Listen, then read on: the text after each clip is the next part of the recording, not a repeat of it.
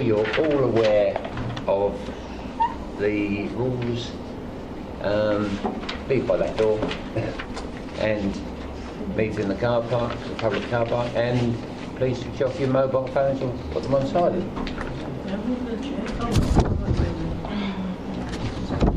Right, apologies for our absence. Got apologies from Councillor Butcher, Councillor Sperring, substitute member Councillor Weston for Councillor Butcher. Non-members attending, let's welcome Councillor Smith. Right, minutes of the meeting held 22nd of May 2018. Does everybody agree with those?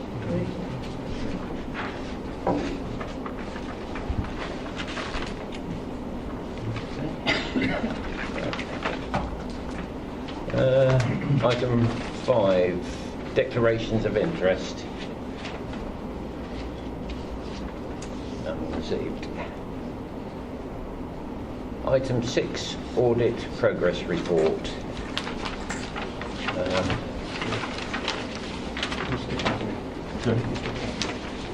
Mr.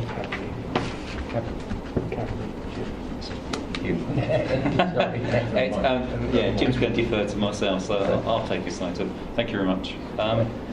This is my first progress report for 2018-19 and covers the period April to June 2018. First of all, I'd like to point out progress has been slower than I would have liked. Again, owing to an absence of audit resource, we actually are down to one member of staff again, which is essentially Jim. We are taking actions to remedy that situation. We undertook interviews last week for the vacant post, and we're going to make a decision later this week on the appointment. Further to that, we have secured resources from the compliance manager, who's going to be working in internal audit, I believe, for 2 days a week to assist and deliver the audit plan for a period of 6 months.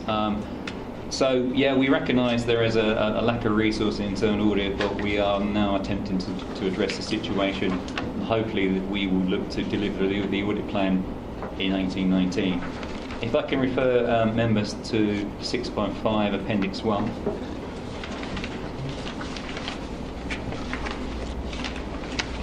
This table essentially provides an overview of the work we completed in the first quarter of the year. The first 2 audit engagements noted as complete. This is debtors and procurement.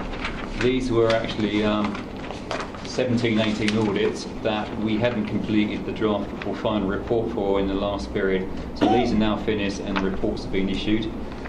Both received a limited assurance rating. We'll come back to procurement later in the session, because it's a part of a separate item and addendum to this agenda. So we'll talk about that later tonight. Much of the work for the first period has been concentrated on completing the housing benefits subsidy, which is a piece of work we undertake for external audit. The headline from this piece of work is there's been a reduction in volume of errors identified in comparison to the previous claim. The results of our work will now be passed to external audit to consider the results and carry out further testing as required by the DWP, to enable them to determine the extent and impact of the errors within the whole claim and provide their opinion on the housing benefit subsidy.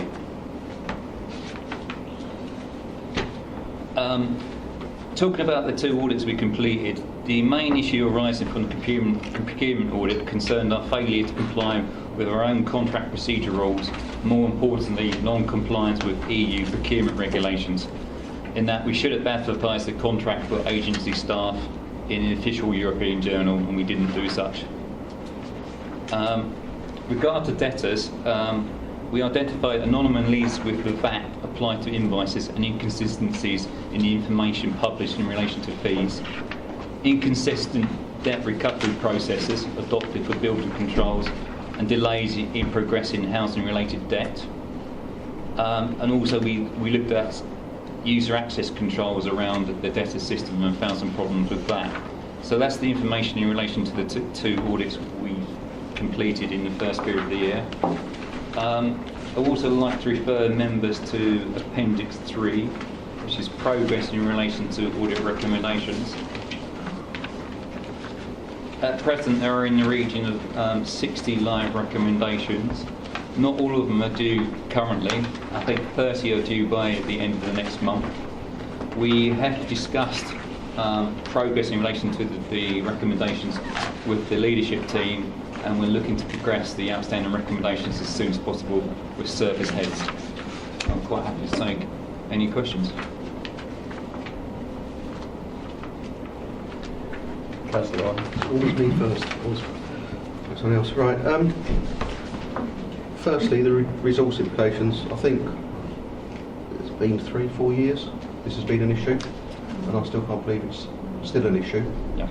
And I think we get the same response each time that we're trying to do something about it, but we never seem to manage.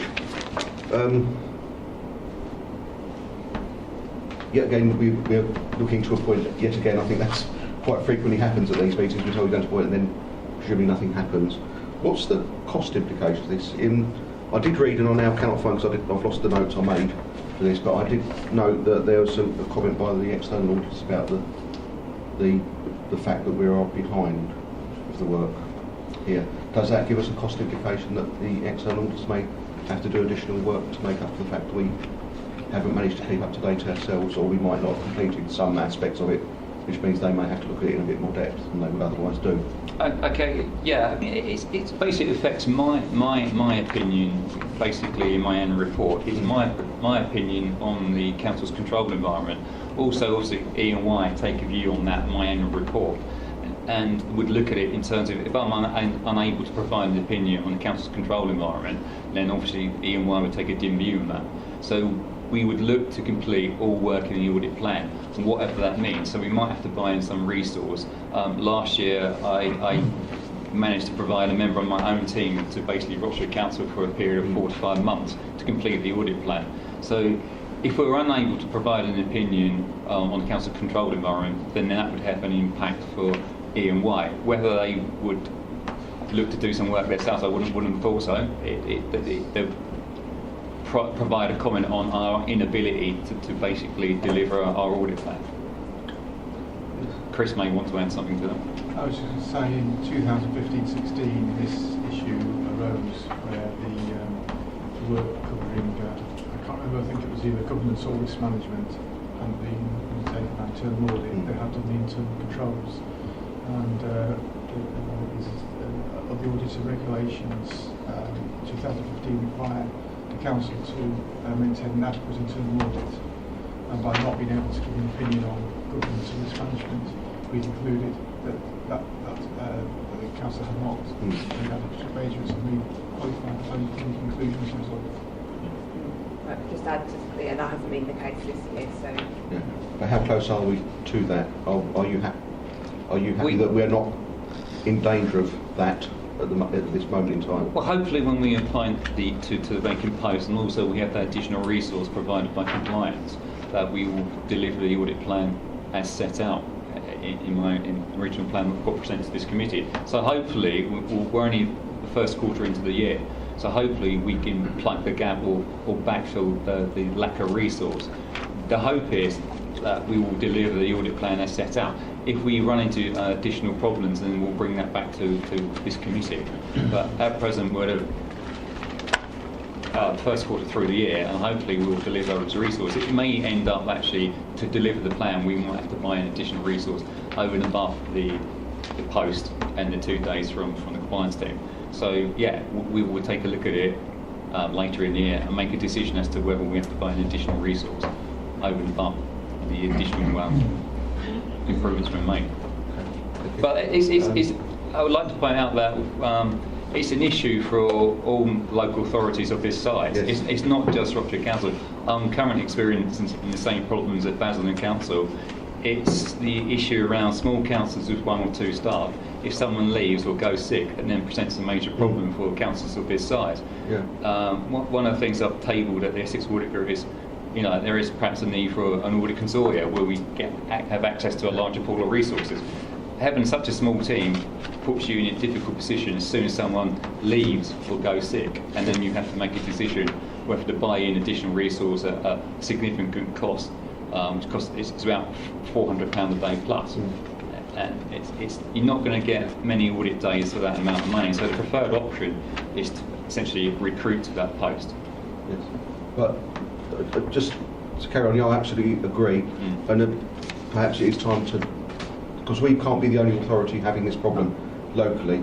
So perhaps the idea of a consortium to provide that service is the way we should go, because this has been going on for a number of years, and from looking at it, I don't think you might appoint, but then they still might go, and I assume that's why addendum, we ran into that problem within planning, because and they were perhaps a bit more expensive.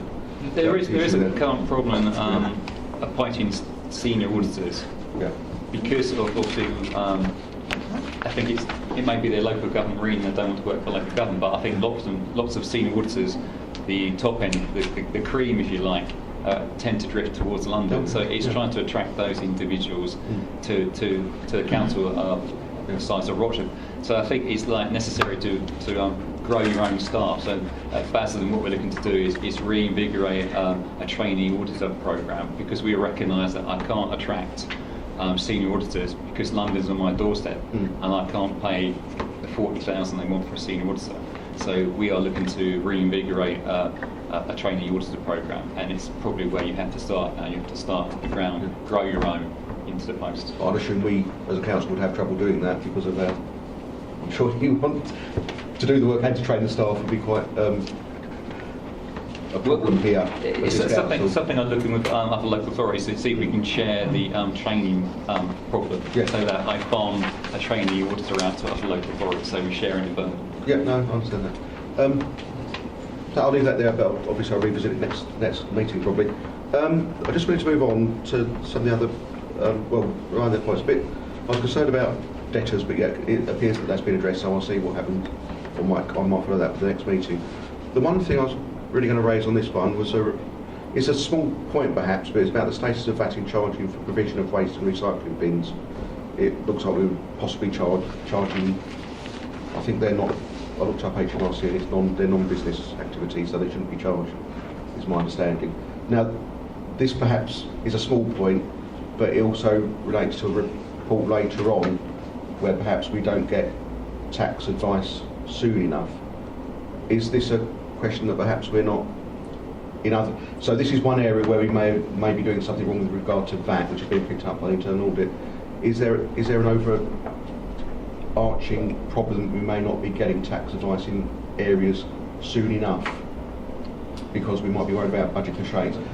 I'm just wondering if there's things going on which we're missing because we're a bit scared of getting the proper advice. I'll hand that to Matt. Yeah, I can pick that one up, Chair. So we subscribe to a local government tax advice helpline company called Public Sector Tax, PS Tax, and that is a dedicated line that we can call with any tax query, predominantly VAT. However, saying that, again, with the resources that we have, we recognise that this is a bit of a weakness within the wider finance team. So we're in the process at the moment of looking at suitable training for the finance business partner team to get, if you like, 2 or 3 people who are trained up as what you would call super users, whilst that's difficult within a small council like Rochford to have that expert knowledge, but a go-to, if you like, other than PS Tax, a go-to within the council with staff who've got that knowledge around the wider VAT issues.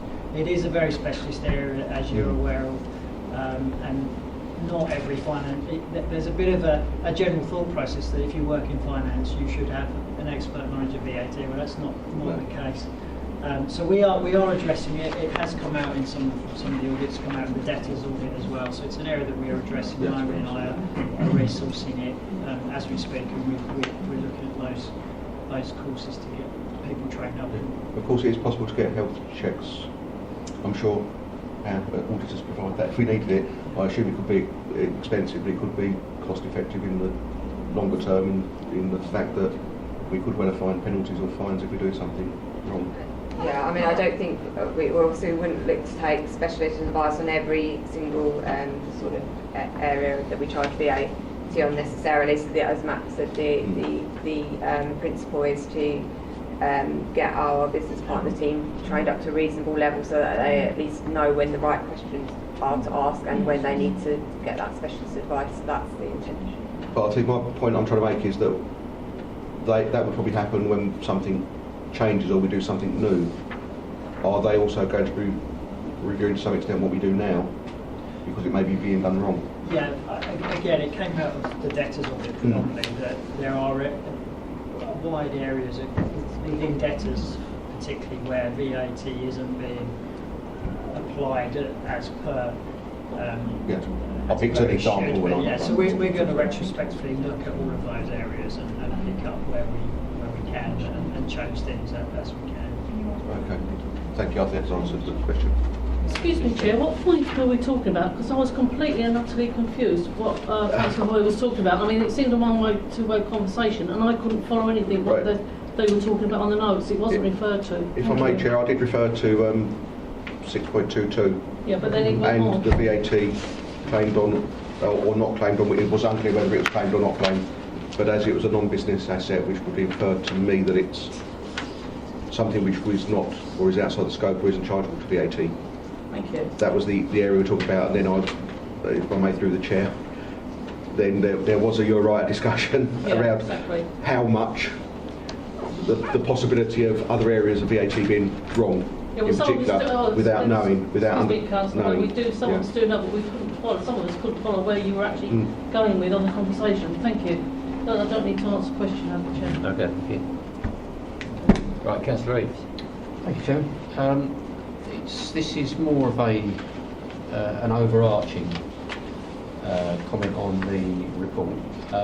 Councillor Hoy, in his initial question, asked for how much this was costing, or potentially costing, with the shortfall in resources, etc.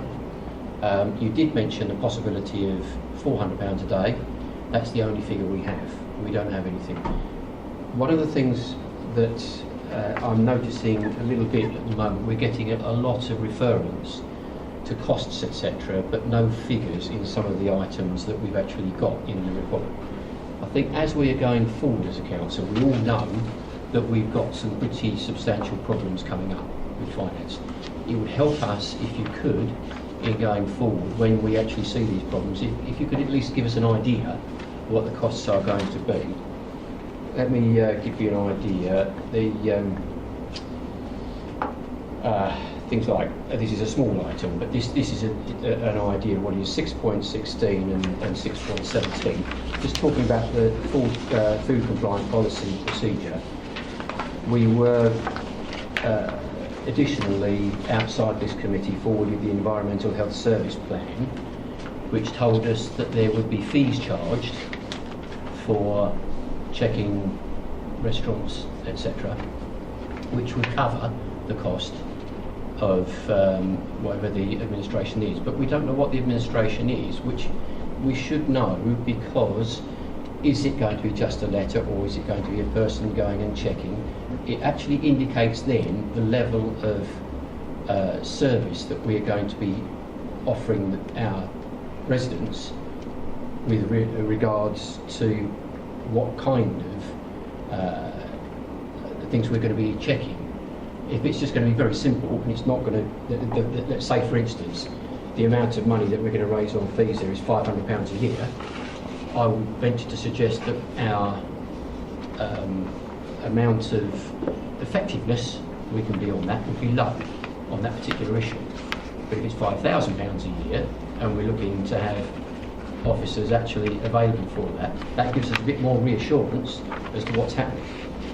So it's just a request that as we're going forward we could have a little bit more financial tag to some of the comments that are actually coming through. It's not a criticism, but I am aware that we are coming up to some difficult times, so it would be helpful to know. Thank you. Any other questions? I have some points. Sorry? Do you want to? No, you carry on. Fine. It's a general kind of question. With housing benefit fraud, what is the relationship with the Department of Work and Pensions? Do we actually lose money through housing benefit fraud, or is there a recompense that comes from the Department of Work and Pensions?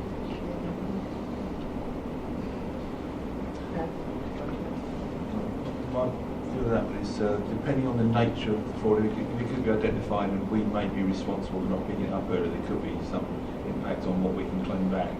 If it's a genuine overpayment that we've identified, then it's processed and netted off from our viewpoint, I believe.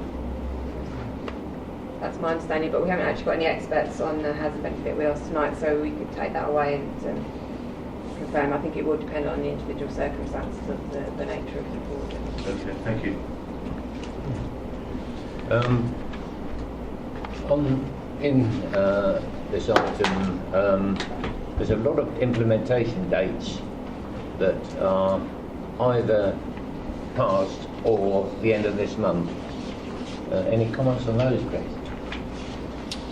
This is something we have taken to the leadership team, and they're going to raise it with managers in terms of progressing outstanding recommendations. So it has been identified as an issue, and it's something that's been discussed with the leadership team in terms of actually how we ensure recommendations are actioned. So it's something that's been discussed with the leadership team, how they're going to ensure that their service department management implement recommendations in a timely fashion. There's a lot of them that have already been put back, and it appears that we're not getting any further forward on a lot of these items.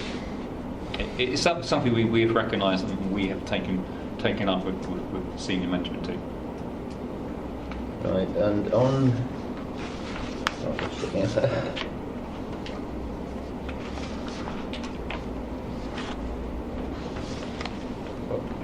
Something to do with ICT. Oh yes, page 6.14, number 17 on the left, report 17. The middle paragraph on the right. Take to new system administrator group with first meeting scheduled in May will include an action point arising to be included in planned July meeting. Yeah, Chairman, the July meeting actually did take place. It's now scheduled for the second week in August, and it is on the agenda already to be taken onto that one. So we'll be chasing that one up back end of August to see what's happened with it. It doesn't sound very good that so much stuff is being put back.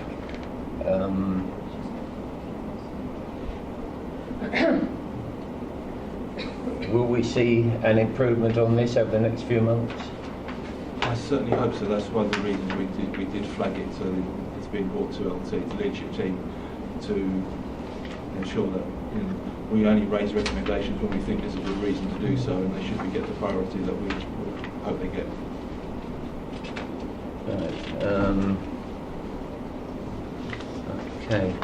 There is an addendum to this, isn't there? Should that be done now? That's more. I was just looking at addendum to item 6. We're going to take that at the end, sorry. I was told it would be taken as part of this. I'm quite happy to do it now. Sorry, I'll pass it to Naomi. Okay. Thank you, Chair.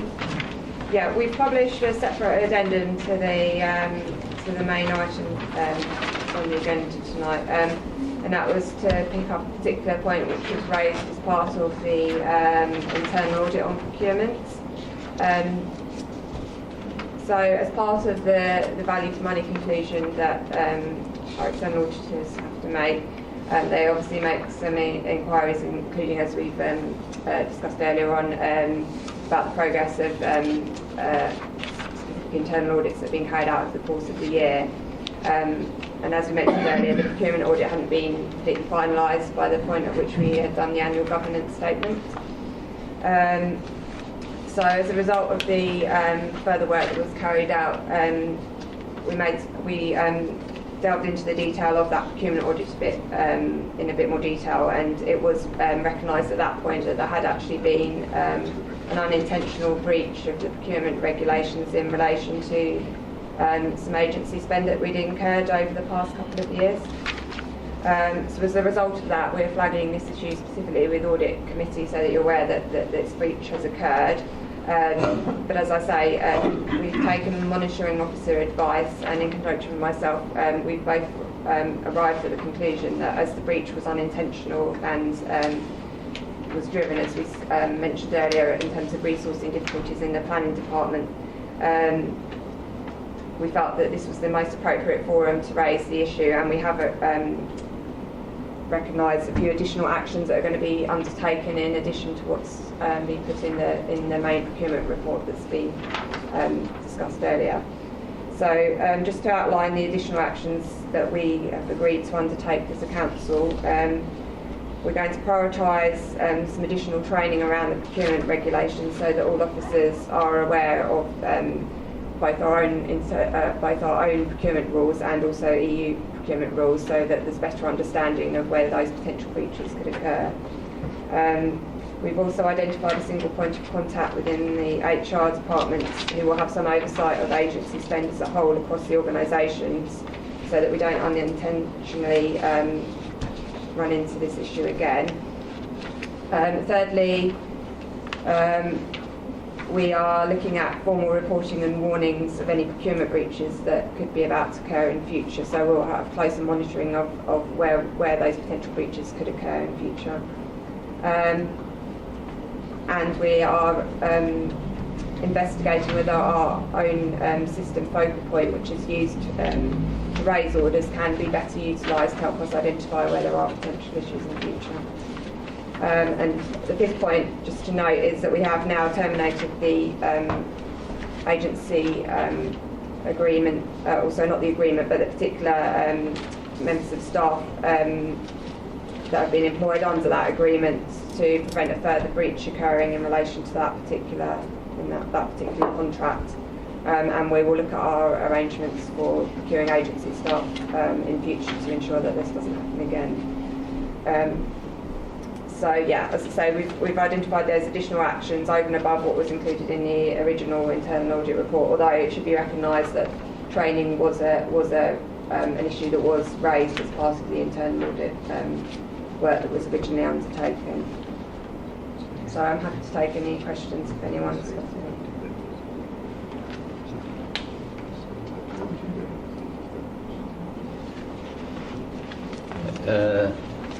Councillor Reid.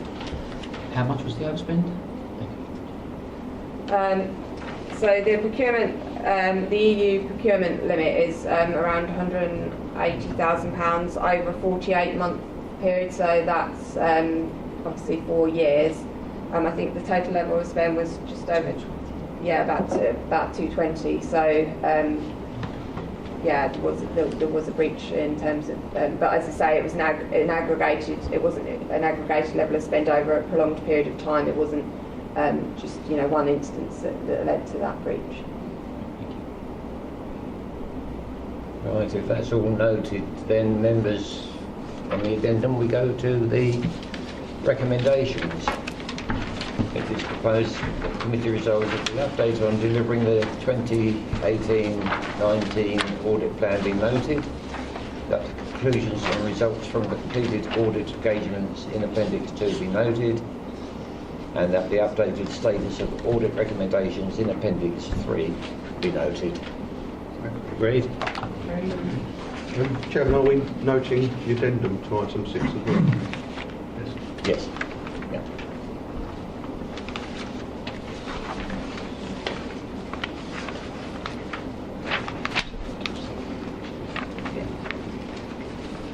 Right, item 7, financial statements.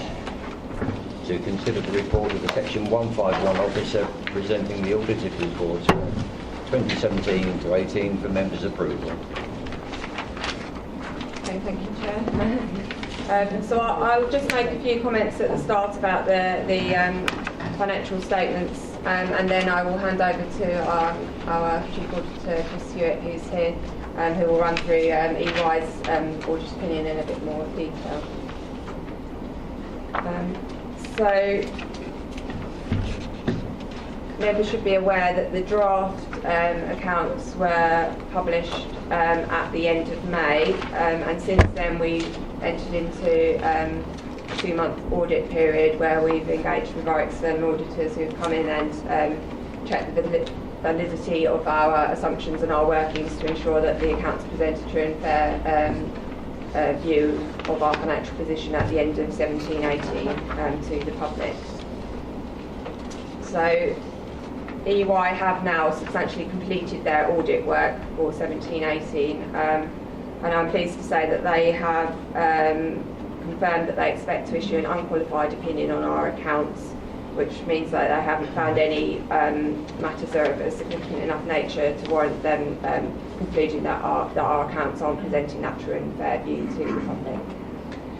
In addition to that, they've also concluded that they have no matters of substance to report on the Council's arrangements on our value for money opinion in terms of us securing economy, efficiency and effectiveness in our use of resources.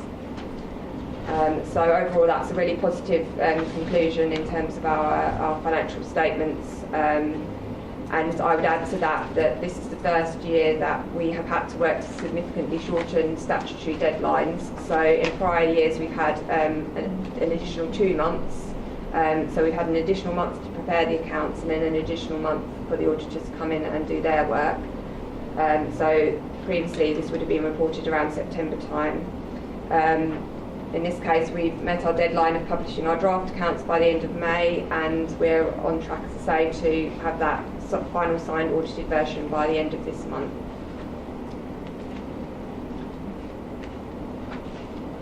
So, yeah, as I say, the shorter deadlines have been challenging for us as an authority. We have a limited amount of resource, and we are heavily reliant on one key person with the support of the rest of the finance team to deliver those accounts. So it hasn't necessarily been an easy process, but we have worked quite effectively with our external auditors to ensure that a lot of work could be done actually prior to the year end. So we did a lot of work where we could before the end of the financial year. There's just a couple of other key points to note. So when we agreed the budget in February, we indicated the level of general balance we were expecting to have at year end, and that equated to about 10% of our net revenue budget. Following the final audit of the accounts, that's moved very slightly upwards. So the level of the general fund balance that we present in the accounts at year end is £989,000, which now equates to 11% of our starting budget for 18/19. And in addition, I just want to flag that the annual governance statement that we referred to earlier was presented to Audit Committee at the last committee meeting.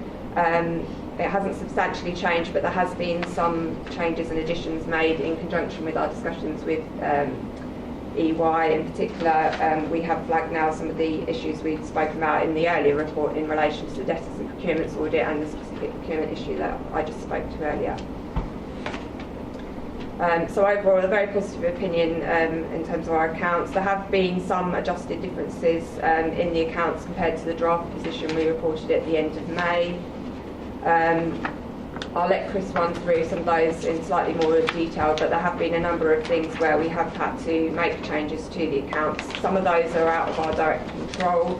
I'll give the example of the pensions fund, which was where we were given indicative figures by our actuary earlier in the year, and at the sort of last minute they revised their estimates, which meant we had to actually reflect those in our accounts.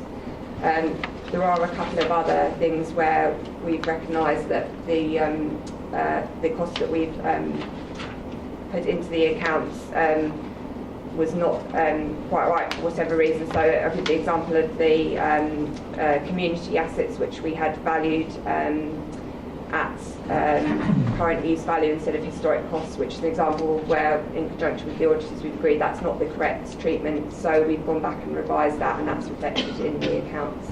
But overall, there's no adjustments that have been identified by the auditors where they feel that there's something that needs changing, which we haven't reflected in the accounts. So we've made all the adjustments to the accounts that we feel necessary to present that true and fair view to you.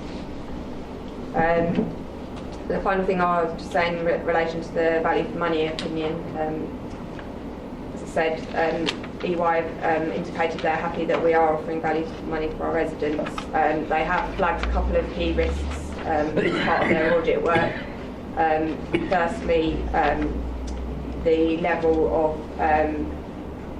savings that we have to make as a council to produce a balanced budget in future years. They recognise that we've got robust procedures in place for our budget planning, but that the level of savings we've identified for the medium term aren't quite sufficient at this point to set a balanced budget in the next 2 to 3 years. So we recognise there is further work that needs to be done around that.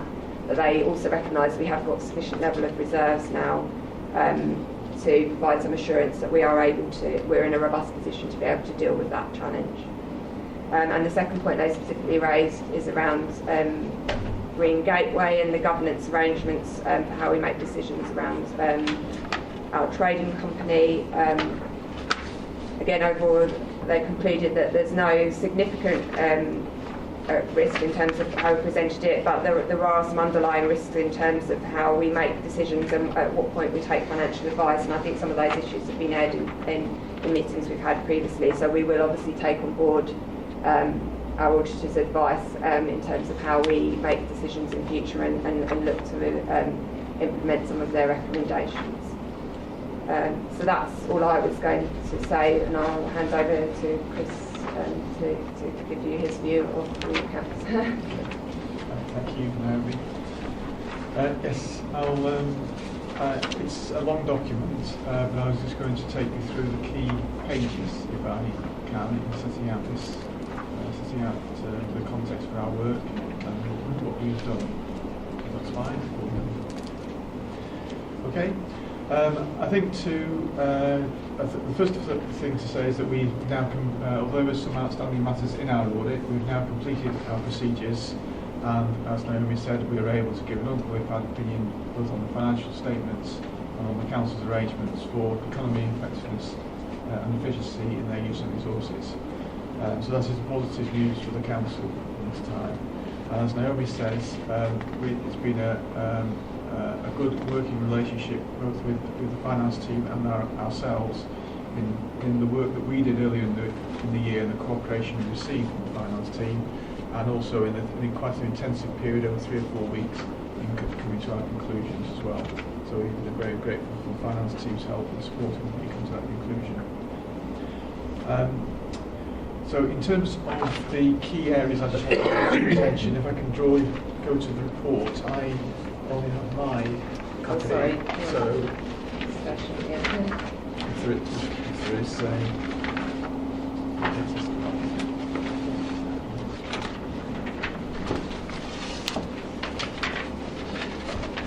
so if I start, I think the best thing is just to give you a flavour to the context to the areas that Naomi went through, and it's the areas of audit focus that we focus on, and that's page 7.112.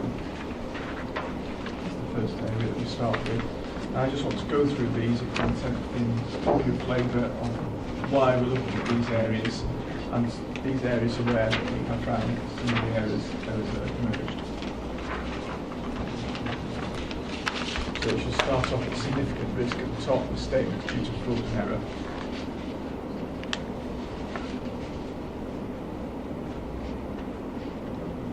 Page 7.112. These key areas of focus, this page is common to all councils. It's to do with the recognition that management are in control of the systems and processes that they deal with, and there is scope there for error and fraud to occur. This is a common issue that we have at all councils. We provide audit tests to try and see whether any errors have occurred. So that sets out on that page what we actually do. The one error that did come out is what Naomi referred to, is in terms of the misclassification of capital expenditure, which should have been classified as revenue expenditure in terms of the new contract for IT services.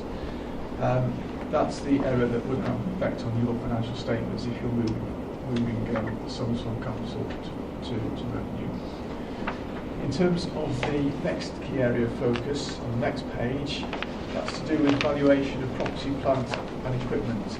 This is a significant amount of sum of money value in the accounts. The estimate derives from the management experts of the council, being the valuer, and we undertake procedures to see whether that estimate that's made is correct or not, or is a reasonable assessment that they're making.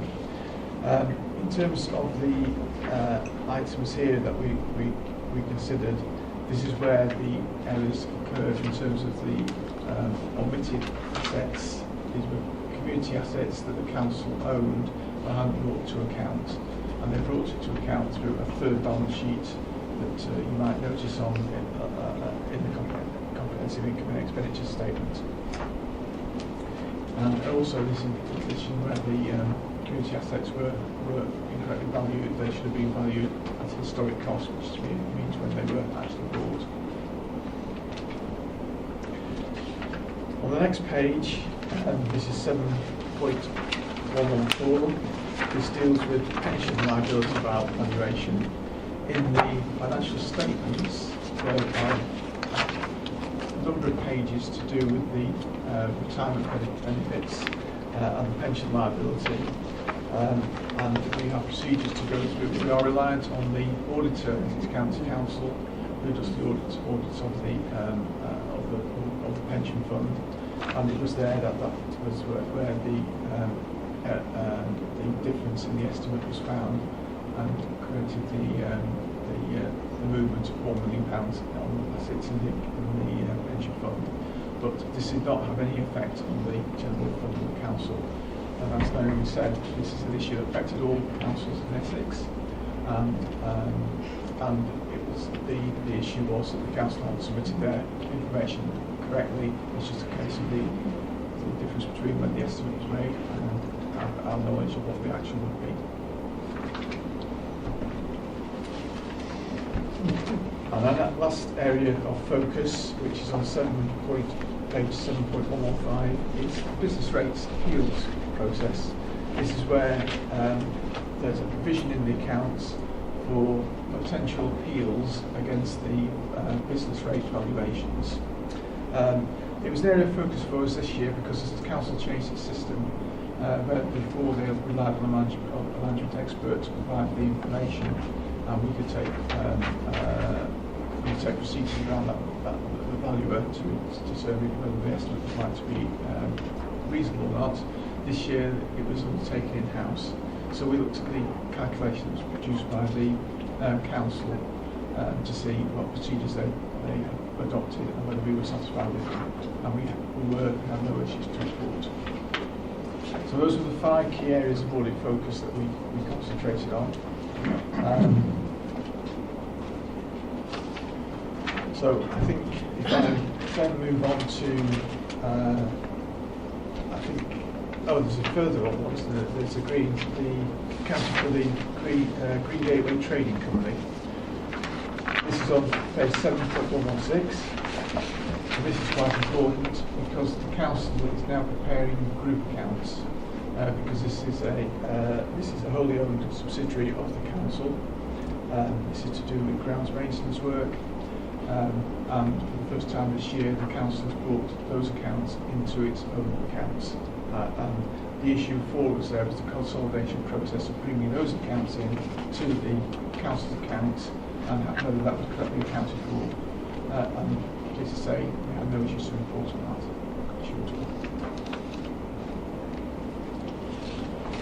If I can move on, I think the next large area is the value for money conclusion that we reached. This covers, this starts at page 7.127, which has a circle on the top left-hand side of the page.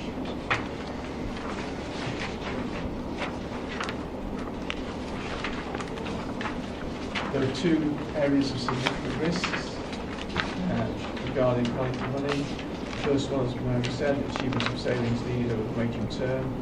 and they set out there the issues that we would be addressing, which was looking at the savings plans of the council, the budget gap, and whether those savings plans would be robust. Clearly, for 18-19, the savings concepts and savings plans that were identified and are going to be risk assessed during the year.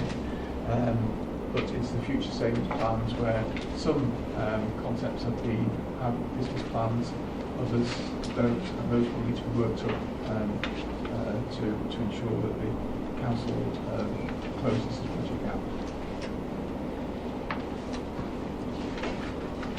In terms of the second risk that we had, before I go on to that, I just want to point out the graph that is in the table here.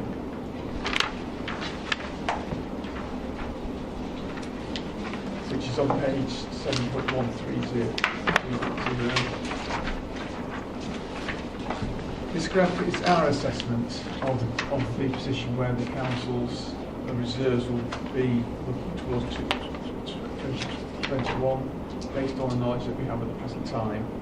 What it's trying to do is to say what reserves has the council got now, and is then going through a series of steps to see what the reserves position would look like at the end of the process, and then compare that to the minimum level of reserves that the Section 151 officer feels is necessary to maintain. And we start off with 9.13 million reserves, and then we take account of the underspend on budgets that the council has achieved. Then we take account of the net use of reserves over the next 3 years to see whether the use of reserves be such that we're depleting the stock. In fact, what we saw, we would have some surplus of reserves. The next one is to do with the reserves needed if savings plans aren't achieved. And based on the last 3 years, not all savings have been achieved, and therefore that's why below the line at 840,000 is the consideration there that if you don't achieve all your savings, you may have to draw on reserves. And the 3.57 million refers to the fact that it's funding the council receives, which is not certain, and this is the recycling background that the council receives, Wessex County Council, and also council tax sharing agreements as well.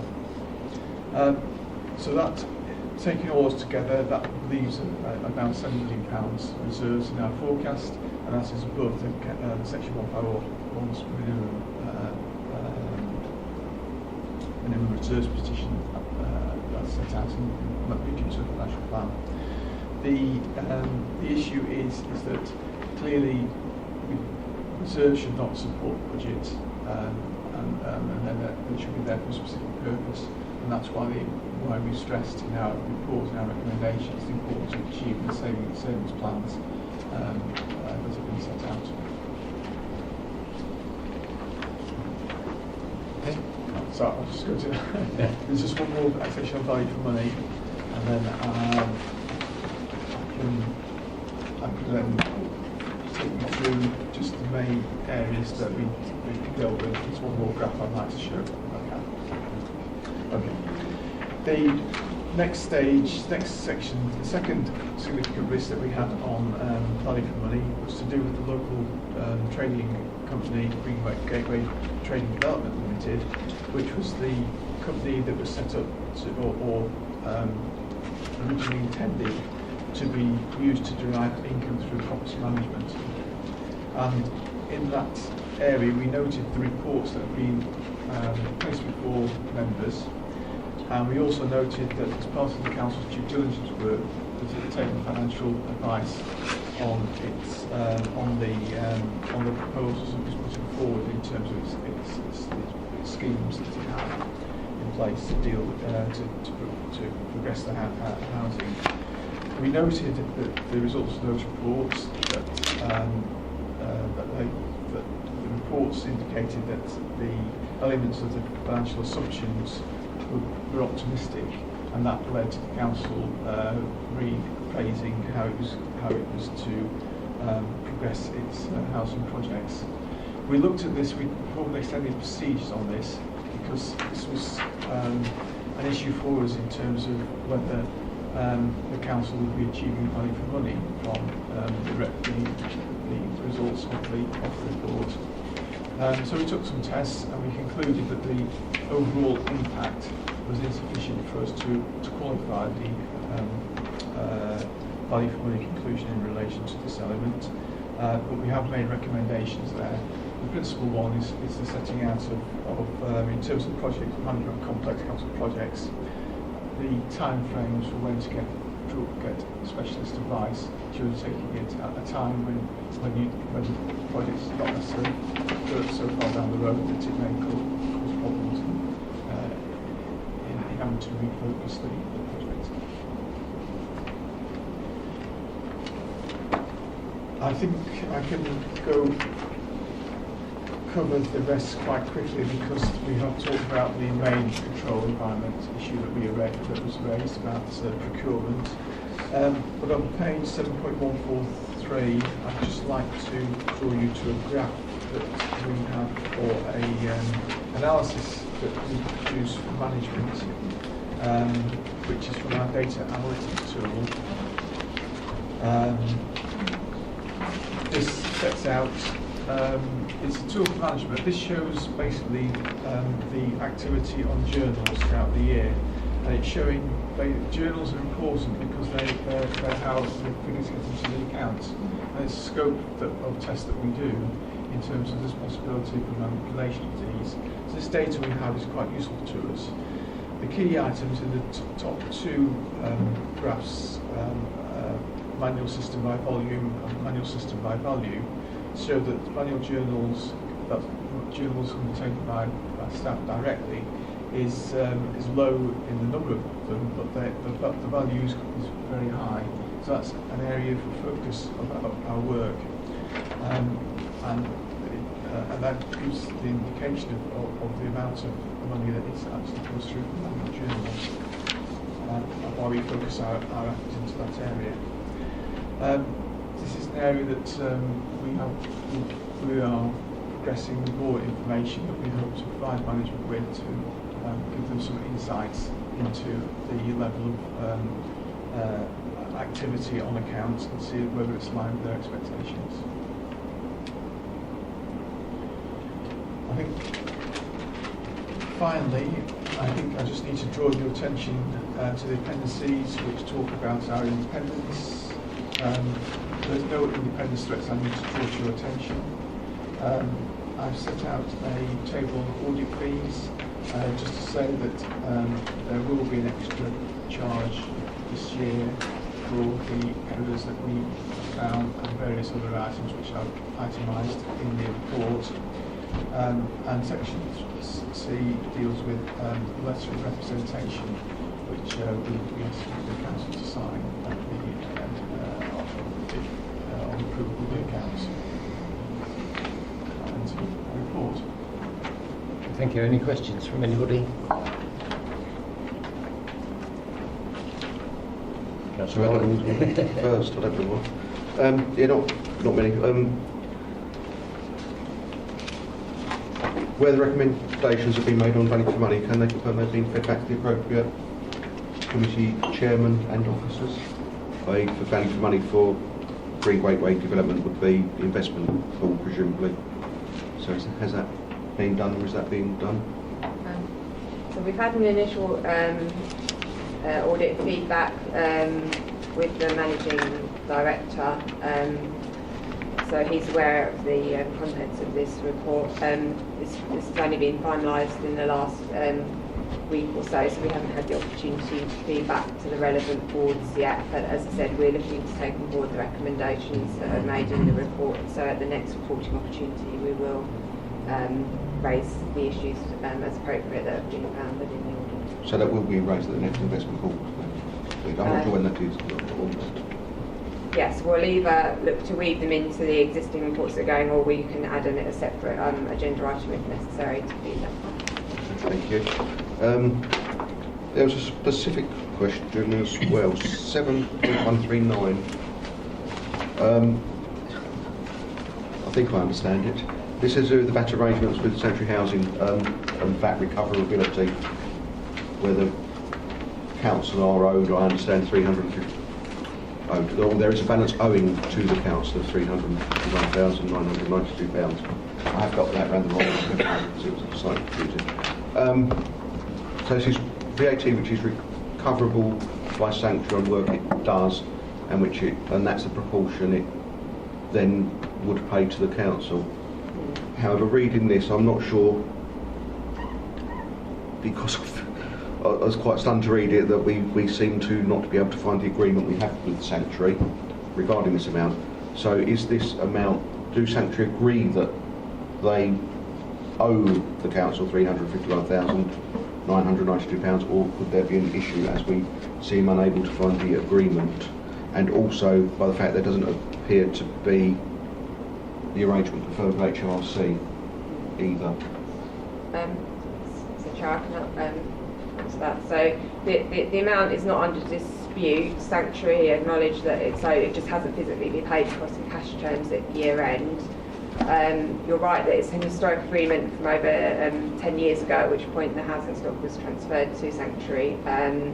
And unfortunately, the records haven't been maintained in their full on either side. So there's, as you say, that we have got some missing records in terms of the actual agreement that was put in place at that time. However, Sanctuary have had the amount audited by their own auditors, and they concluded that the amount that was owing to us is the correct value. So as I say, that's not under dispute, and we are going to undertake further work this year to try and uncover the full set of records that relate to those transactions. It is a higher amount than we've had in previous years, which is why it's been sort of flagged up in the audit report this year. Although we haven't got specific records around HMRC agreement, it is acknowledged that there are similar schemes in place that HMRC have agreed to. So it is being a widely acknowledged scheme that is in place across a number of authorities. It's not a unique circumstance, it's just we don't have the actual exact circumstances relating to our individual agreement with Sanctuary to hand at this point. But as I say, we're looking to try and recover those records, so we've got more assurance for the next year. But we haven't got any concerns about Sanctuary paying the money across, because as I say, they've agreed to it and it's been audited, they just haven't physically paid the cash across. Okay, thank you, Chair. Chair, you don't need to do it on pecuniary interest because I'm on the Sanctuary Committee. Because of this item. Right, thank you. Councillor Smith.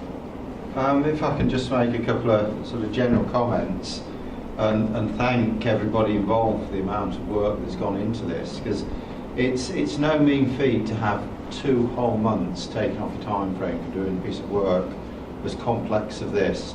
And when you look through the report and see the various aspects of the council's operation that have been looked into in detail,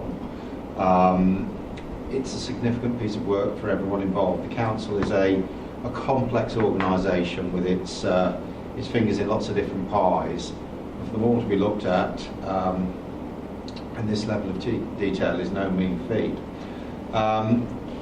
There's sometimes a couple of things that sort of frustrate me about audit, because we've got here a report that's good. It reflects that the council is doing its work well. There's 1 or 2 little tweaks that we need to make as we go along. That's only to be expected. But when it's just the term unqualified accounts that's used, I think it doesn't do justice to what goes into it. With the background environment that we've been working in over the last few years, I am really pleased that we're in the position we're in.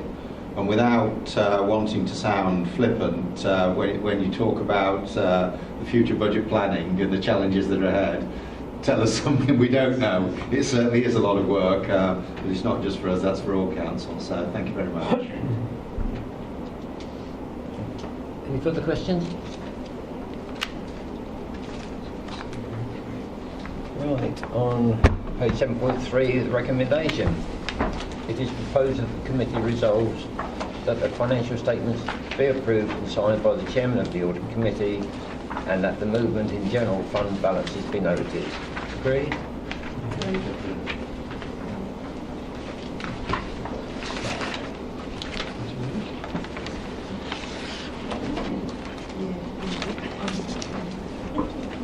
Right, item 8, external audit 2018 to 19 fee letter.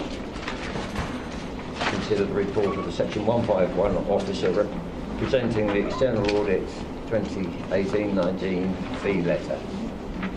Thank you, Chairman. So yeah, this is an advisory letter for me. What I set out the level of fees I expect to incur in their audit work for this financial year 18-19. As a point to note, we have procured a separate auditor for our housing benefit subsidy claim work in 18-19, and we procured that via Basildon's framework agreement with BDO, and we haven't got absolute confirmation of the level of fees in relation to that work yet, so that will be brought back to Audit Committee when we've got more confirmation of that. So this is just in relation to the core audit work that EY will be carrying out for this financial year. So the core fee, the audit work, is proposed to be £36,000, £696,000 plus VAT. The way the audit fees are set is that there's a national body, the Public Sector Auditor Appointments, that negotiate the fee levels on behalf of all councils, and they've negotiated a fee reduction of 23% from 17-18, which is positive news for us and for all councils. As Chris just pointed out in relation to the work that's been carried out for 17-18, that is obviously subject to scale fee variations if there's additional work that the auditors have to undertake. So that may not be the final fee that's levied on us, but that's the indicative core fee that will be charged to us for the main audit work this year.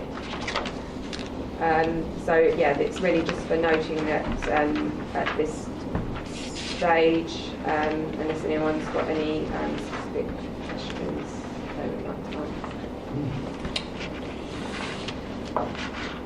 Any queries? Right. It is proposed that the committee resolves that the annual audit to 2018 to 19 fee letter be noted. Noted, Chairman. Noted. All agreed. Right. Item 9. Local Government Audit Committee briefing. To note the external auditors audit committee briefing and provide a response to the key questions within it.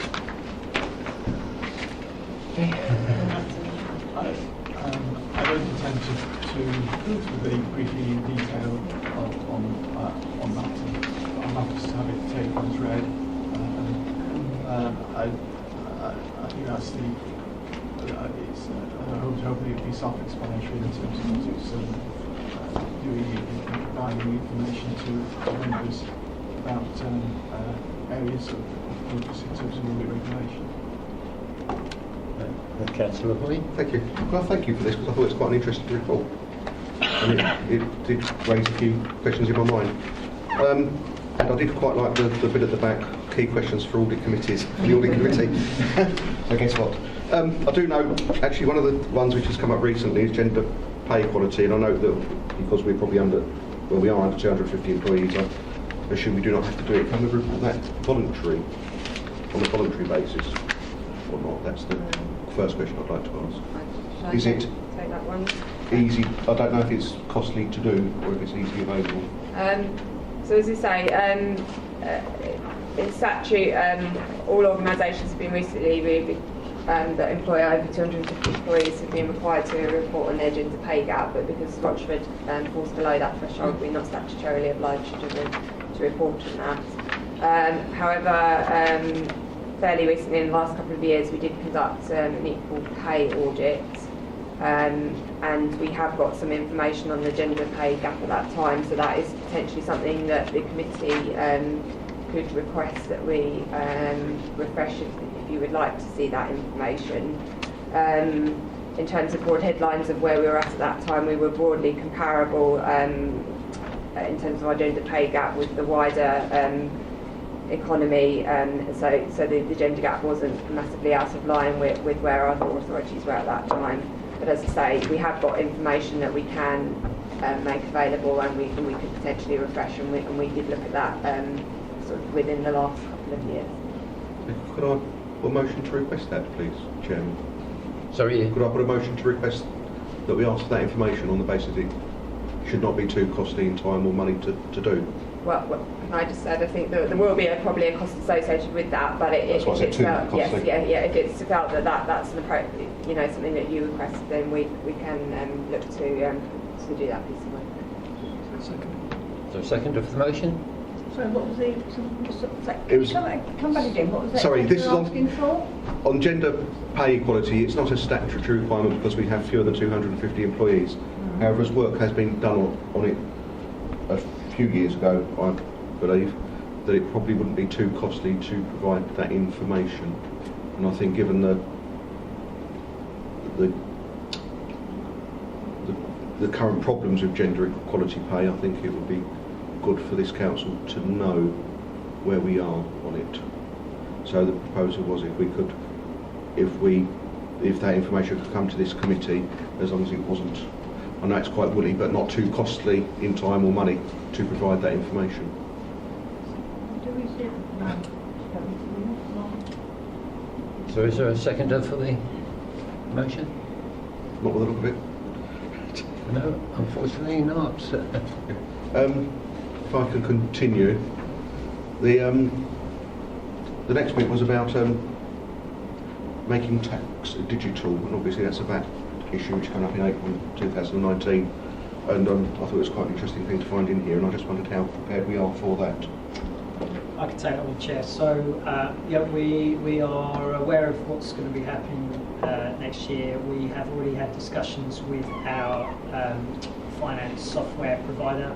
They are busily writing a module for us to be able to use, which will basically allow us to pull the VAT report straight out of the system, which will then go electronically to HMRC. Okay, thank you. Get all right again. And just the final one within this I thought was interesting was about the have we done any checks, or within internal audit have we done anything to check that we are compliant with the national minimum wage? Because I know some councils were pulled up on this a year or so ago. If you don't mind, I'll take that It's one not, as it's well. not a piece of work we have undertaken. I did take advice from our HR lead, and obviously we reviewed our pay scales in line with the national pay scales for 2018, and they've both been designed to make sure we're fully compliant with national minimum wage, as I say, for this financial year. So we're confident that there's no issue there. So we are, and we don't tend to make deductions for uniforms or things like that, which could, I can't imagine we do, but I'm just asking that, because obviously a lot of them fall foul of it by making deductions for parking or for uniforms or for something else out of pay. No, well, as a local authority, we do conform to the national pay scales and standards. So yeah, we're confident that we're not in breach of those. Okay, thank you. I'll leave it there. Thank you. Okay.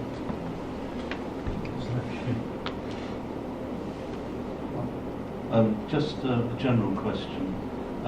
What's happening with the retention of business rates, the proportion that councils are being allowed to retain? Okay, Chair, I can answer that one.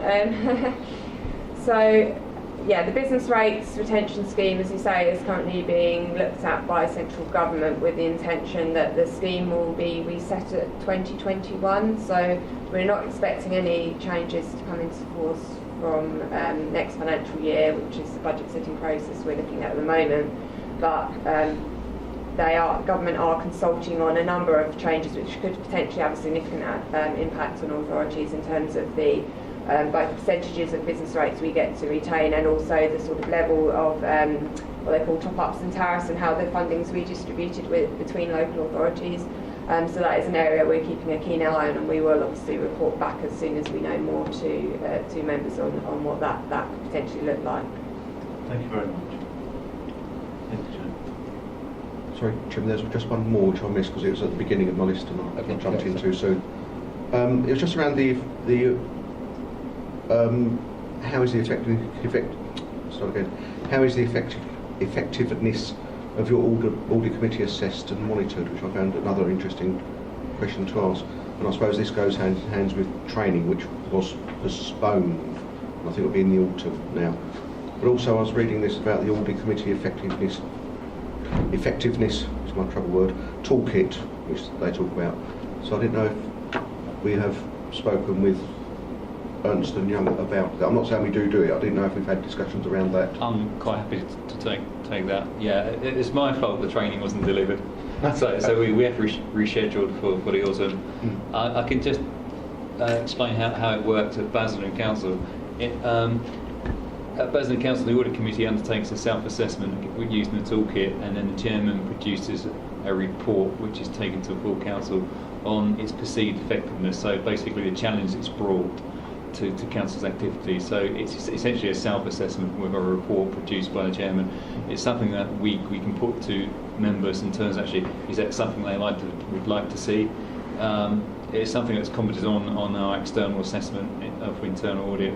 We should put that to committee members, whether that's something they would like to do, something they report they would like to write on the work of the committee during the 18-19.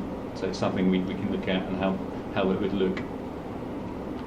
Is that possible, Chairman, would that go on to potentially for the next meeting? We can either bring it to a committee meeting or discuss the need for such during the training session in the autumn. It's entirely up. Which I'll go through the chairman then, presumably.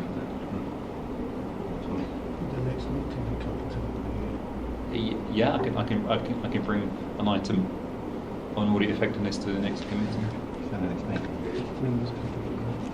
Because would training, so what Councillor Mrs Weston did, would that go through the standards committee as well as its training? I'm not sure how that works now, if all training goes through the standards committee or not. I think, Chairman, if you're happy that this committee takes a view on whether it would like to follow through along the lines that Mr Porter's mentioned, it would probably be the right forum for that, because it's the committee making that decision. That's the thinking.